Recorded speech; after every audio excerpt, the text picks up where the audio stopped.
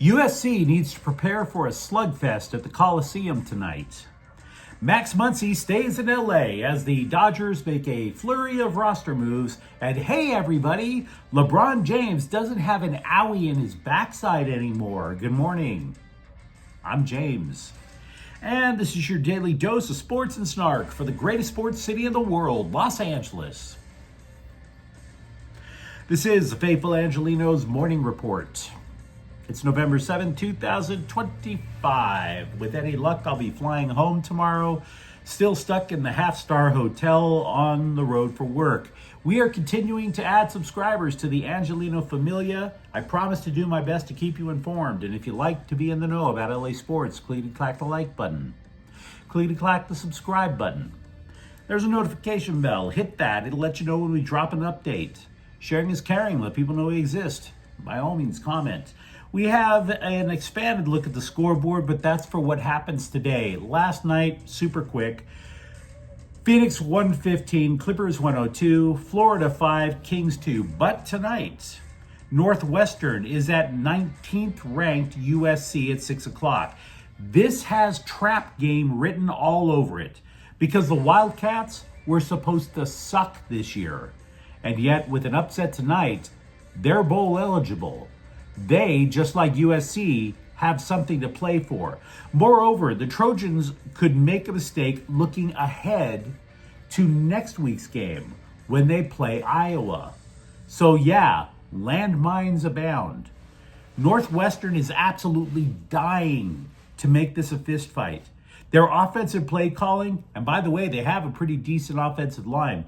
Their offensive play calling is almost 60% to the run. Yeah, they want to punch you in the mouth. Even with last year's leading rusher, Cam Porter, out for the season, Caleb Komolafe has not been a bad replacement at all with 608 yards and 7 touchdowns. But something tells me that if the Wildcats really are this predictable, it'll play right into USC's defensive strength. The front six. Get to third down, force quarterback Preston Stone to make plays. If they can do that, yeah, the odds would be heavily in the Trojans' favor. Also, if you're looking for a reason for Jaden Mayava to have a bounce-back game, know this. The Wildcats do not get to the quarterback. They have only 12 sacks this year. So what I see tonight, all things being equal, I see a USC team that hasn't lost at home yet. If the Trojans get past, say, 20 points, I don't see the Wildcats keeping up. But again, I also see this as a trap game. USC better be prepared tonight.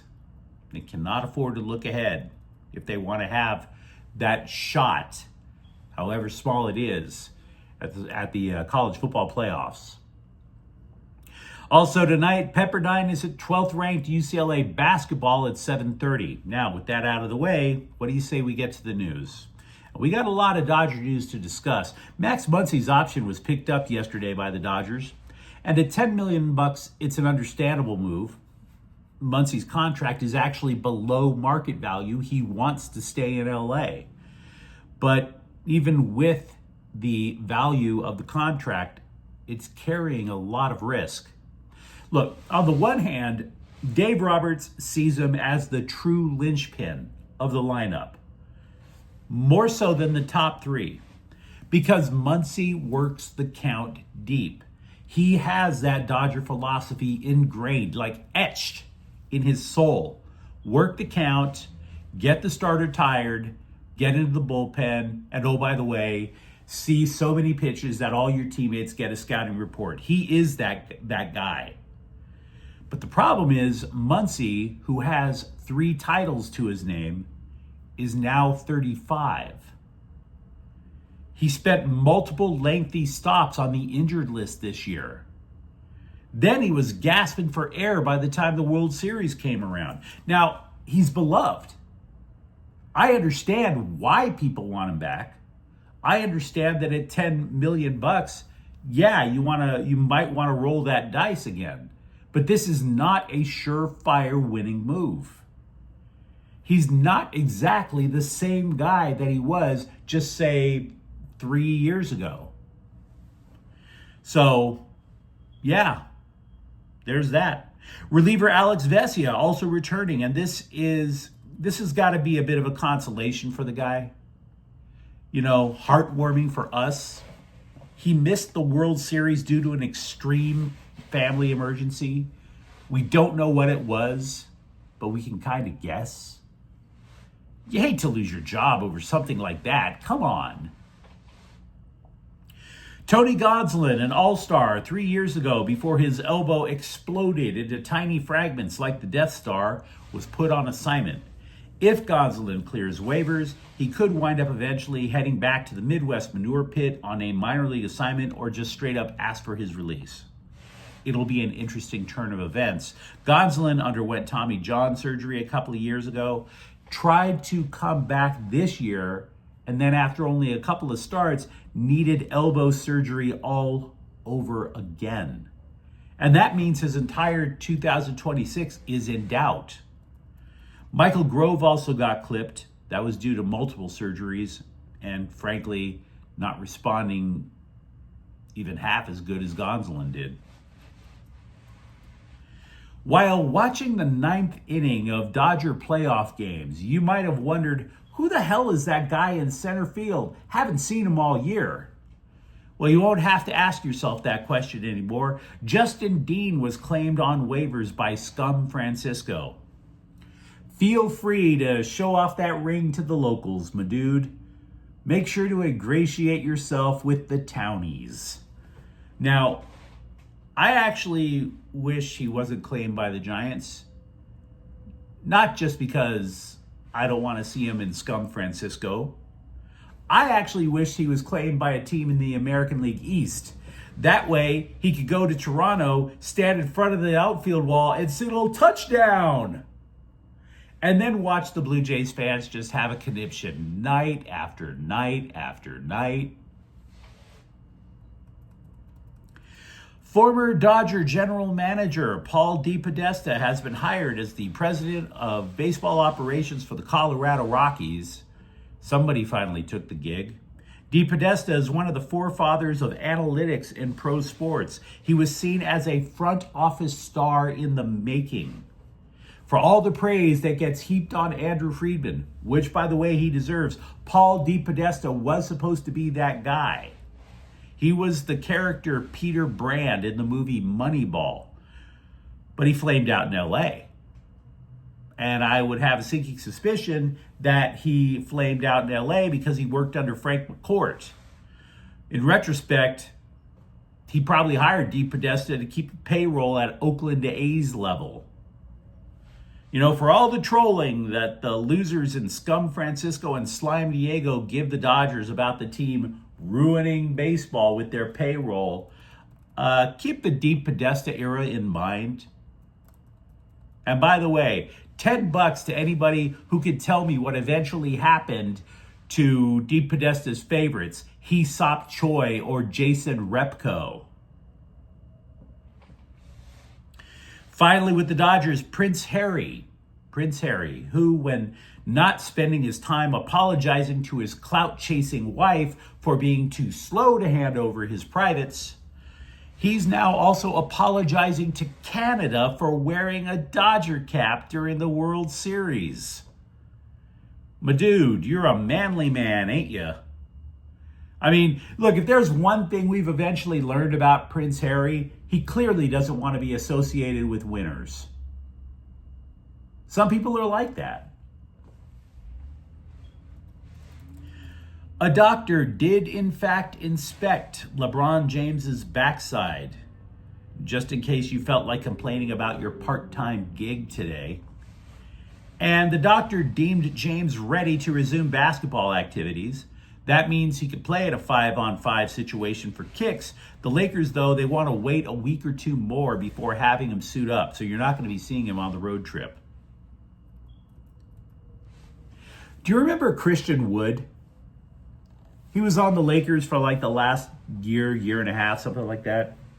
Well, before Christian Wood played for the Lakers, he was a bit controversial. known as a bit of a loose cannon? I bring that up because 3 morons decided to break into his house and Wood loosened the cannon. I mean, I never met the dude, right? But what kind of a dingle douche do you have to be to break into Christian Wood's house? Of course you were going to face gunfire.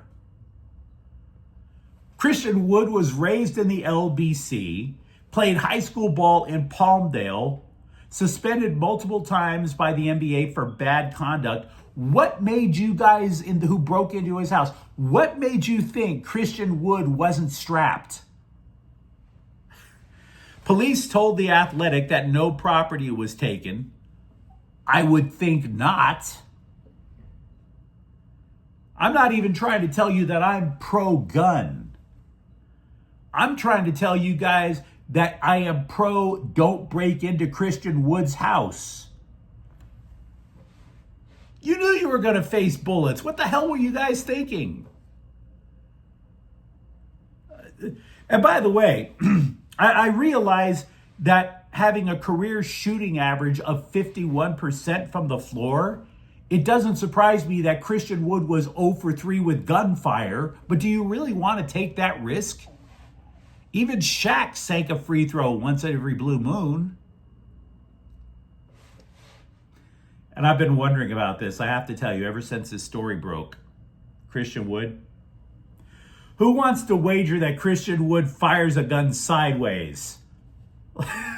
Doing that. No wonder he couldn't hit any of the intruders. Christian Wood. Leave his stuff alone. You'll be healthier for it. The Omaha World Herald reports Nebraska could be adversely affected by the government shutdown for the UCLA game this weekend in Pasadena. Adversely affected from the flying experience. I think I'm going to be skeptical the next time people tell me UCLA or USC is scared of the Big Ten. What's your problem, guys? You get triggered by TSA? Lines at TSA is what gives you a case of the willies? Oh no! The morbidly obese senior citizen in the blue polyester jumpsuit wants to pat me down. Somebody help me. For the last couple of years, all we heard was how UCLA and USC were going to be scared of the Big Ten. Wait till you get to LAX, guys. But you let me know what you think in the comments thread. Talk to me about what you think is going to go down with USC and Northwestern at the Coliseum tonight. For that matter, Max Muncy staying in Los Angeles. What other moves do you anticipate the Dodgers actually making? Do they keep the band together or do they look outside? And if you enjoyed this update, don't forget to subscribe to Faithful Angelenos. We're talking LA sports every single day. Thank you for watching. I'm James, and we'll be back tomorrow. Faithful Angelenos is a Kian Cortel Queso production. Take care.